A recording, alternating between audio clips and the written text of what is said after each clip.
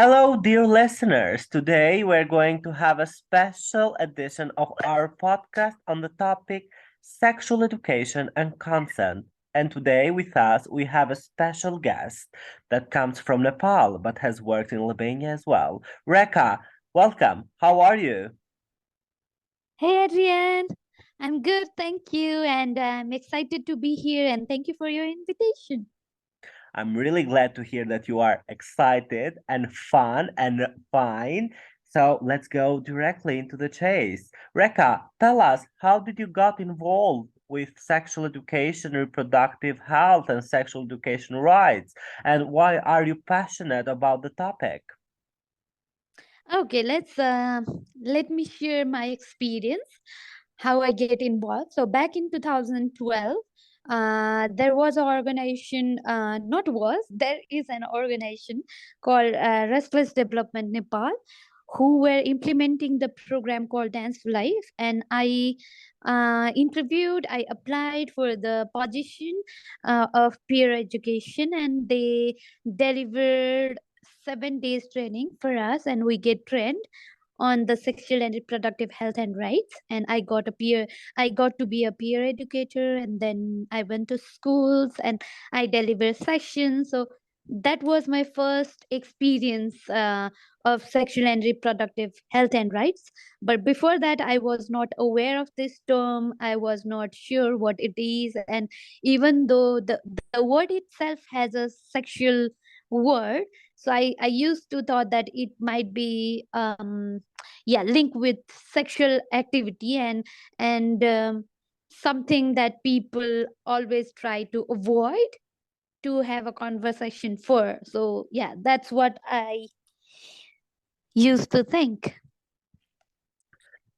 Rekha, you mentioned awareness. How important is to raise awareness or to make people, young people especially, aware about their sexual rights and about to educate them about sexual education?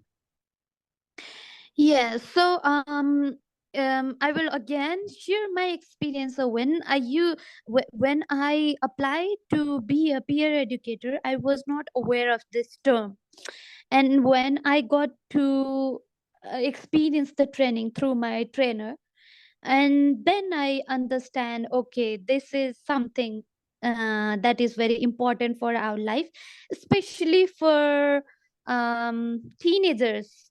When we have our puberty, when there are change in our body, when there is a change in our perspective, when there is development in our feelings, and yeah, mentally, emotionally, and socially.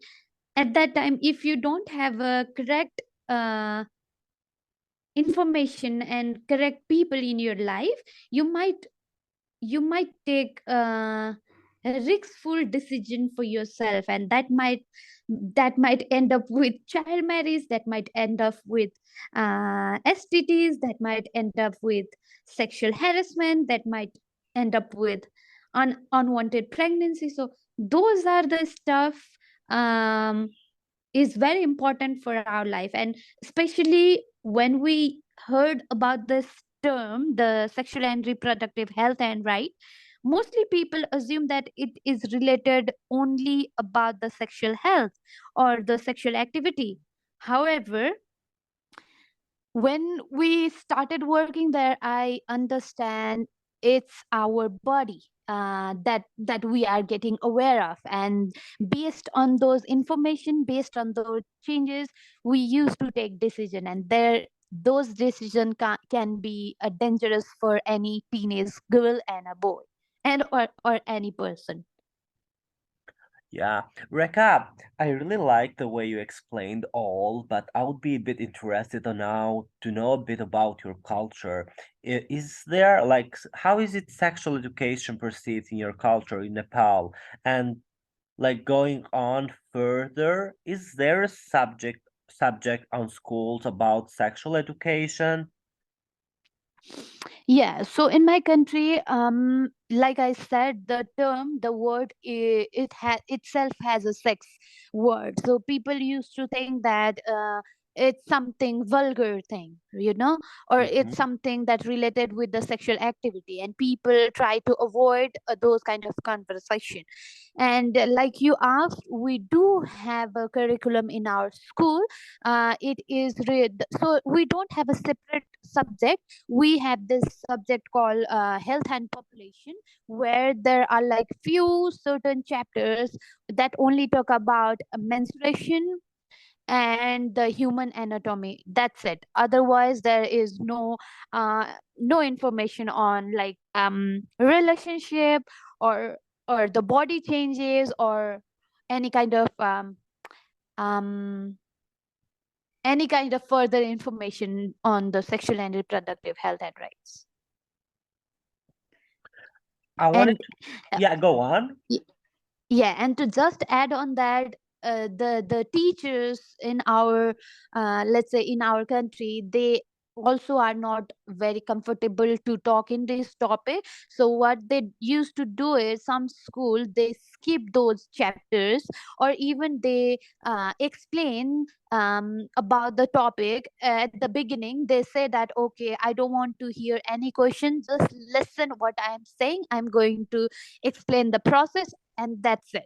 So students are not supposed to ask question, they have to just listen what their teacher is saying. And those teachers, at least in my case, my teacher gave me the misinformation. So let's say there was an incident. So my teacher explained the menstrual cycle, and he says that the we get menstruate when the ova destroyed inside our uterus, and when it's destroyed, from there the blood coming. So they were saying that because of the ova destroying inside our uterus, we get our menstruation. So that is the huge misinformation that I got in my early years. Even I can't, like I said, people are not comfortable talking about the about this kind of stuff. So I can't like ask my mom, or even like with my there was no other like elder person in my family. And what we used to do is, we used to share those question with our friends. However, our friends are not capable of giving us the correct information. That's why we need sex education. That's why we have peer education concept in our program, in our country. And yeah, that's how it works. So, Rekha, are you telling to me that even in Nepal, same as in Albania, there isn't a talk between parents and children about how to how to have safe sex, how like you can know when your menstrual cycle is coming, or to talk about STDs, how to get protected from them, or how to make the other person, your partner, safe? So there isn't a talk like that between parents and children there, isn't it? Yes, of course, of course. Let's say in my case, my mom is kind of friendly, so she taught us to use menstrual pad, and asks us to have this hygienic habit when we have menstruation. But she don't know the process of menstruation cycle. She can't answer it for us. But thank God, my mom is like so understanding, and she was kind of aware what her daughter might go through if they don't have a proper information on menstrual health management. That is the one thing. And still, I can't talk about my sexual health or the sexual relationship with my mother. It's like we are not like respecting them, asking about the sexual thing to them. So it would be, I guess it would be normal if once we got married, but before marriage it's like no, no. Wow. No, no. Rekha, since we Yeah. are in this topic, I would like to know, according to your opinion, what are the biggest taboos that we face as society in Nepal, as society in Albania, but let's say like in countries that are underdeveloping, what are the biggest taboos that we face when we talk about sexual education, reproductive health, and sexual education rights? So I think the taboos would be that the elders or the stakeholder or the gatekeepers or the teacher, whoever they are, they need to understand that sex education is a knowledge, is a skill that young people need. If we are talking about sexual and reproductive health and right, it doesn't mean we are being vulgar. We are being biological, and we are getting the correct information, and based on those correct information we have that skill to take a wise decision, healthy decision for our sexual and reproductive health and rights, right? Yes. And I think the culture in Nepal and in Albania, it's kind of similar, and the young people, they are kind of afraid to being judged. They are kind of afraid to be scolded from their elders by asking these kind of questions.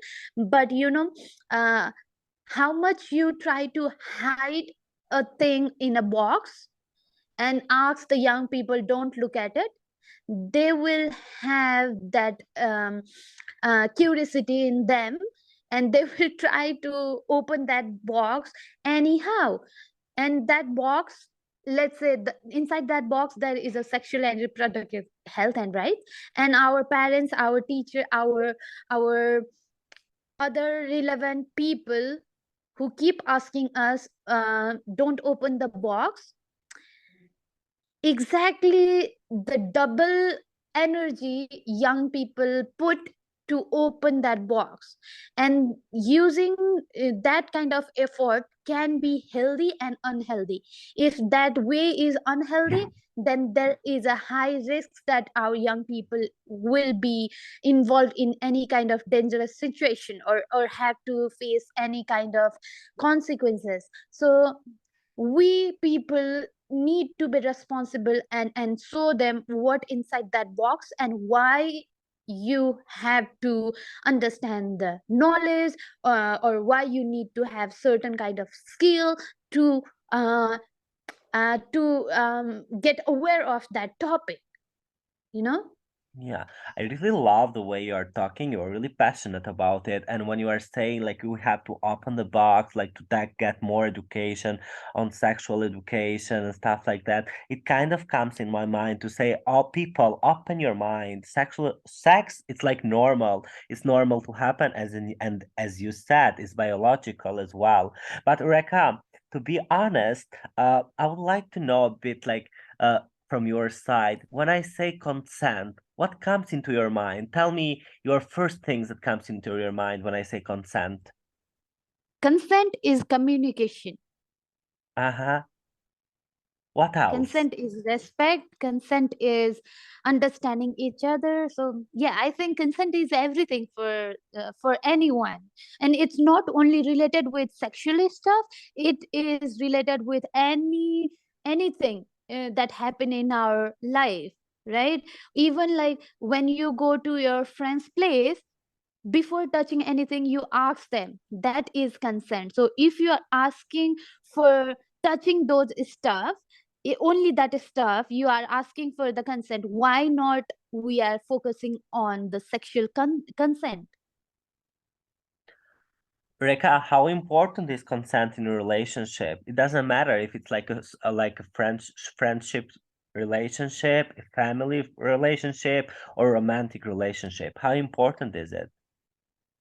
It's important in any relationship, Adrian. It's important for anyone. Even for me and you invited me here and you asked me, right? So asking means you are taking my consent to come here. You are asking me and taking the consent to release my voice here. So this is also consent. And even in a family, with your mother, with your father, or with anyone in your family member, you ask for certain kind of permission, and that is one of a kind of consent. And even for like in a relationship, the consent is very important, though you are married, though you are unmarried. So consent is like a key. of the relationship. If you have that key with you, the correct key with you, then the relationship will go further, it will be healthy, it will be good. But if consent is not there, the that might not be like a long term thing, or that won't open the like a healthy relationship gate. I really loved how you explained it. Yeah, consent is the key. And I truly believe you're right, and I truly support that opinion. But Rekha, you mentioned in the beginning Dance for Life, and I would like to know for the people and our listeners that don't know what is Dance for Life, Journey for Life, and Champions for Life, what are those movements and how important are those movements for people, youngsters, to get educated and to be peer educators in sexual education? Yeah. So for me, dance for life is like is my another life, you know. Uh-huh. I'm emotionally, I'm mentally, I'm connected with it. And so if I have to explain, the dance life is a approach where we use dance and music to inspire and to influence the young people to get involved with us. And we do believe that dance and music is a universal language. Like when I travel to Albania and when I meet young people, though our language doesn't match, or we don't share the same language, however our feelings, our motive, our motivation, and everything matched. So dance for life is a approach, a method that we use to get involved with young people. And the journey for life is a curriculum that dance for life has developed, and the curriculum that empower young people through experiential learning process, where we have 12 encounters, 12 sessions, which help young people to get that insight from themselves. Those activity has different methodologies. We use storytelling, we use games, we use dance, we use music. We have lots of discussion topics and everything. And it's kind of a good mixture of, you know, infotainment. We give information through entertainment, and also the self realization. And we do believe that whoever get the chance to experience the journey for life curriculum, in any ways they feel empowered. And we also have this vision that says a world where all young people choose to be healthy. So this vision call also help people to understand what we do. And the people who experience it are the champions for life who get trained, and the trainers for life are the people who train the champions for life. And those champions for life uh, will be sent to different schools, and they will deliver those 12 session with the school students, and they will get a chance to experience the journey for life in their schools. Really great. You mentioned that you were in Albania. I mentioned that in the beginning as well. How was it to work with champions, Albanian champions, to train them, to empower them? How was it for you?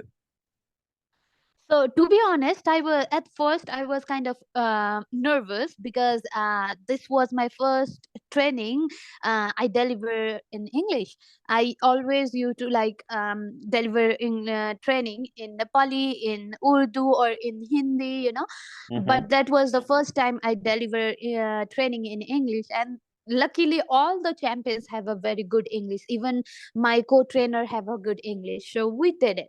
And at first I was kind of nervous, as I said, but later on champions make that environment so comfortable for me and my co-facilitator. We feel like we are not the trainers, but instead we are a friends. We are like kind of a small friend and a family kind of a environment. And always meeting champions from different country is like a pleasure. And each individual has their unique character, in them that make them special.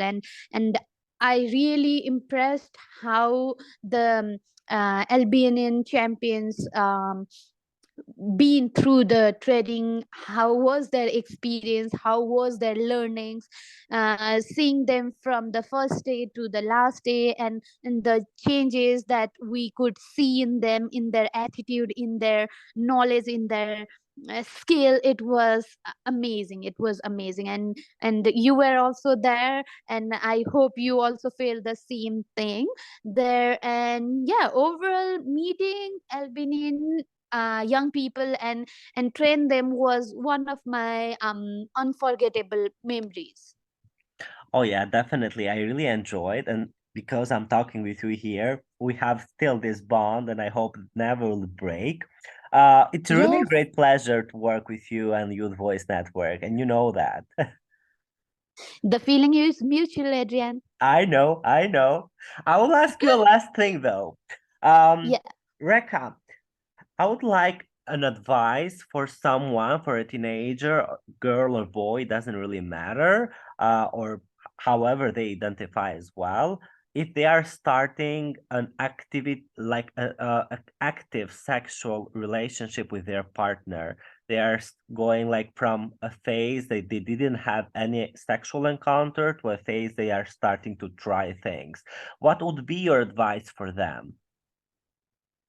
So I might have quite few suggestions. First of all, Go I would on. thank you, Adrian.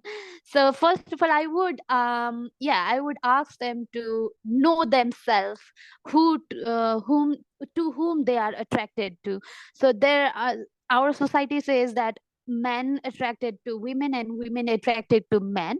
So that is a box that society has set, but we are a free spirit, and we might have a different choice in our life, which is totally normal, and everyone should accept that. So I would suggest those young people to understand what their sexuality is and to whom they are attracted to, first thing. And the second thing would be, if you are like getting involved, try to don't don't jump into the sexual activity at first, like, because you have to understand the person as well. It's not like sexual activity is not only a physical thing, it can be your spiritual thing, it can be a mental thing. So you have to be like really really ready for that. But yeah, even if you choose to get active, then please be safe, use condoms. And I would recommend condoms over pills, because the pills can fluctuate the hormonal thing, and the woman or the girl can have to face a different other consequences. So yeah, compared to pills, I would recommend condom. And another thing is, before going to condom, I should have said consent, definitely. So the Mm-hmm. consent should be very important. And the last thing is pleasure. Everyone deserve to feel pleasure. So normally what we see in our surroundings